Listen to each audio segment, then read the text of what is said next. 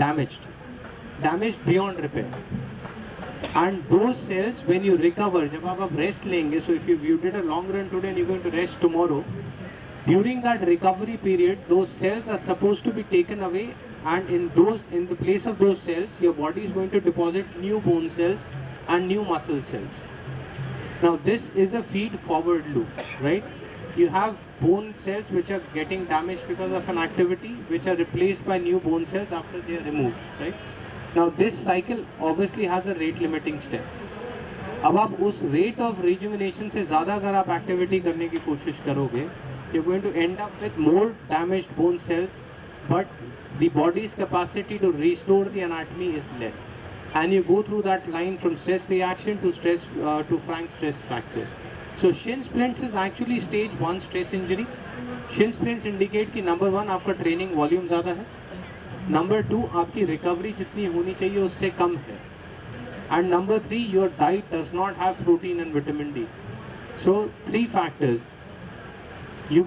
So if you have to prevent stress injuries to the bone, you can do only 2 things. You can either improve the capacity of the bone to handle stress, or you can modify the load, right? So how do you modify the load?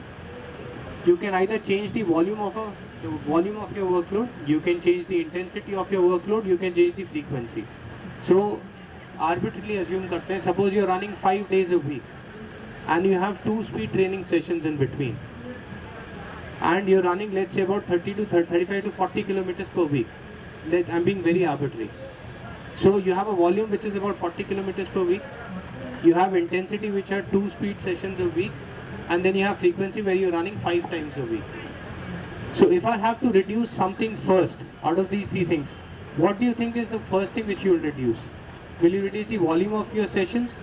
Will you reduce the frequency of your running? Or would you like to reduce the intensity of your running? Intensity, I guess. Intensity, right? So how many of you think volume? Intensity? Chalo koi so nahi raha, thank you. Okay.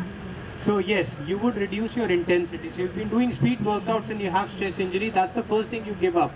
Stop your speed workouts. Then reduce your volume, your weekly volume. And third, you reduce your frequency. So you can still run 5 days a week, but instead of doing 40 kilometers, come back to 30 kilometers. So stress injuries happen as a result of overtraining, under recovering, and poor nutrition.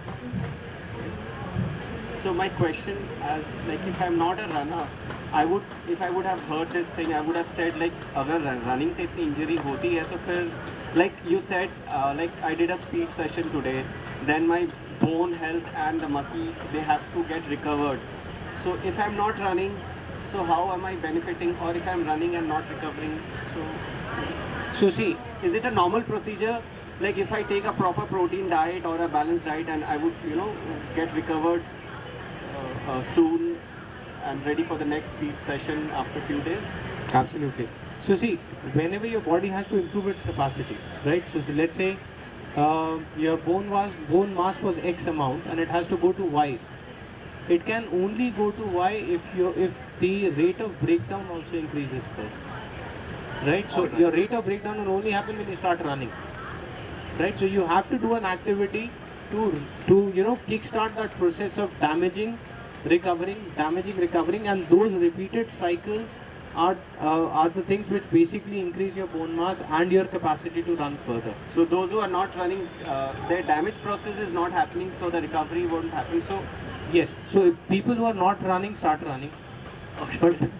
But okay, I'll tell you why running is important. You have to understand why running is important.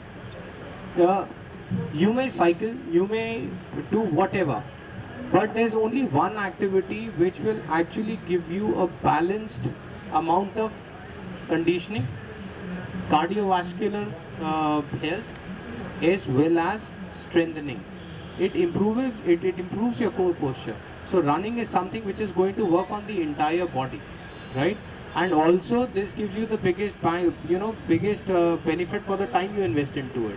So the amount of calorie burns which you do as a runner is significantly higher than most of the physical activities. So if you're not running, start running. Otherwise you'll never come to know what you've gone through. Also understand that every athlete once or twice in their and if you're serious about any particular event. I'm saying archery, don't take running. Even if you're an archer, you will have forearm injuries. No true athlete will ever say that I've never injured. An athlete who comes to me and says, "Sir, मेरे को कभी injury नहीं हुई," इसका मतलब he's never taken it seriously. If you're seriously into running or any other activity, you are bound to be injured once or twice. Sir इसकी बात करते हैं सेशन की बात. And after this, we come to our landing part. Like normally, when we do short sprints, then we do a 4-foot landing. Most of the time, it should be a mid-foot landing, but you know, we end up landing on the heel. So, as an initial runner, should we focus so much on the landing part and be very conscious, or it will happen with time we spend with running that our landing would improve. And I've heard that, I don't know, like if you do a heel strike, then that gives you stress on the knee, and then it gets gets sent to the hips, and that affects your injury or running thing. I think that's a fantastic question. That's one of the commonest confusions also. So out of all the people who are sitting here, how many of you know whether you're a heel striker or a 4-foot striker? How many of you are heel strikers? How many of you are 4-foot strikers? How many of you have no idea what kind of a strike pattern do you have? That's okay. I mean, please be honest to yourself so that we can take the most out of this session. So if you don't know what kind of a strike pattern do you have, you are in majority. 60% of people never know what kind of a strike pattern do they have. And there's a reason why you don't know it. Because you're not supposed to know it. There is no reason to complicate a simple thing like running. You may be a heel striker, you may be a 4-foot striker, it really doesn't matter. Now, having said so, there are certain things which you have to understand. If you have repeated knee injuries, and if you are a heel striker, we've done your strengthening, we have taken care of your foot and ankle strengthening, the quadricep strengthening, the hip strengthening, your core muscle strengthening. We've changed your running shoe, we've changed your running surface, we've reduced your volume, we've done everything, and you don't seem to improve. That means that it is probably the heel strike which is causing it. So it is only repeated injuries which make us think about changing a strike pattern. Otherwise, forget whatever strike pattern do you have. It doesn't matter. There's a lot of literature. In the year 2022 alone, there are more than 1300 articles on strike pattern. Now, whenever you have 1300 articles discussing one thing, that means that nobody knows what they're talking about. So it's in research, we are still researching on it, but yes, over the period of last 10 years, every literature which has not been supported by shoe companies has shown that barefoot running is better, right? So people who have repeated knee injuries again, if you can think of or rather experiment with barefoot running, that is going to help you. I've done that personally also. I've seen your recent runs, Yes, which are yes. barefoot in Central Park. Right. So barefoot running is actually better. Right. Now, but come to think of it, isn't it common sense? I mean, before, so when were the, if anybody can tell me, your current modern running shoes, when were they invented? They all have cropped up recently, and everybody claiming to be best, giving you the, promising you to get the PB and all, and we've got into that trap. Right. So you're talking about the Vaporfly, which is basically nowadays banned from major events, and which basically started with Kipchoge doing the Sub-2 marathon. That was the Nike project. But a modern running shoe, whatever you're wearing, they were all invented in the year 1920 by Adi Dassler. So there were no modern running shoes before 1920. People were still running, and 200 years back there were no running shoes. People were still running, and if you believe in the story of how marathon started, and you talk about that proverbial figure marathon, well, he was not wearing running shoes when he went back running to Greece. So common sense also tells us that the minimalistic shoes, or shoes which provide the least support to your feet in terms of cushioning, are way better than shoes which have a thicker cushion to protect any kind of injury. Because if you look at it, the idea behind increasing the cushion in your shoes was that once you're landing, the impact load would reduce. आपके हड्डियों पे load कम पड़ेगा. But there's something called as a minimalistic index. So 100 means a barefoot running Zero means the thickest cushion you've ever seen. So there is a study which compares two different shoes.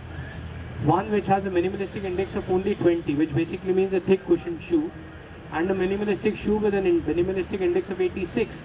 And they found that this shoe was much better than the one which was trying to support you.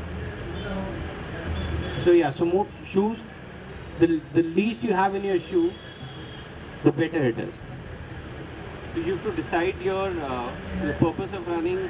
At what level are you running? At what pace are you running? And if you are taking it as a fun entertainment and for a long duration, you should take care of these things.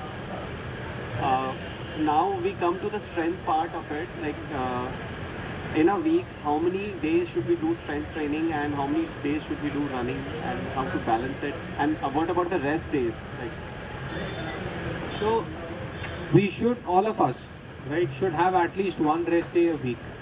All of us. Seasoned runners can sometimes do without rest, but they're basically doing a very low intensity sessions. I'm talking about marathoners or who are Olympians or racing at a pro level. For most of us who have recently started running, you should start with at least 2 rest days. And as you, well, there's nobody to tell you or certify you whether you're a seasoned runner or not.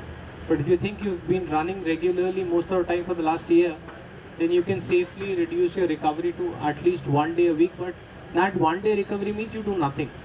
You're not cycling, you're not swimming, you're not playing with, you're not playing cricket on Sunday afternoon.